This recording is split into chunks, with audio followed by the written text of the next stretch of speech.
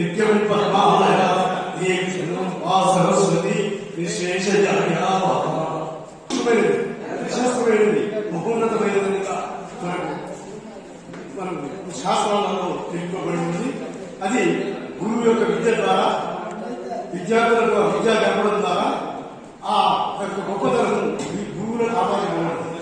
అందుచేత గురువుని ఏ రకంగా ప్రశంసించారంటే గురు బ్రహ్మ గురు విష్ణు గురుదేవో మహేశ్వర గురు సాక్షాత్ పరబ్రహ్మ తస్మై శ్రీ గురువే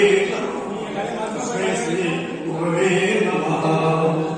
అంటే మీకు ఇది మహోన్నతమైనటువంటి స్థానంలో ఉన్నటువంటి వారికి మీకు ముందుగా నేను గురువుగా ఢిల్లీకి రాదైనా తల్లికి పోతేనట్టుగా మీరు ఎంత పెద్ద స్థాయిలో ఉన్నా మా శిష్యులుగా మీరు భావిస్తాం.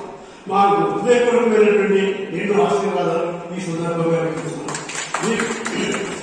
మీరు మీ ఆయురారోగ్యాలు అష్టైశ్వర్యాలు ప్రసాదించుకోవచ్చు కాక ముఖ్యంగా ఈ సందర్భంలో ఆయురారోగ్యాలు అష్టైశ్వర్యాలు మీరు జిల్లాలని జిల్లా భావనతో మీ కుటుంబ సభ్యులందరూ సుఖ సంతోషాలతో ఆనందమయంగా ప్రశాంతంగా ఈ శరీర జీవనం గడపాలని మహోన్నతమైన వృత్తి వ్యాపారాభివృద్ధి కావచ్చు వృత్తిలో మహోన్నతమైన స్థాయికి మరీ ఇంకా చేరుకోవాలని నా హృదయపూర్వకంగా నిండు మనసులో మిమ్మల్ని అందరినీ ఆశీర్వదిస్తున్నాను.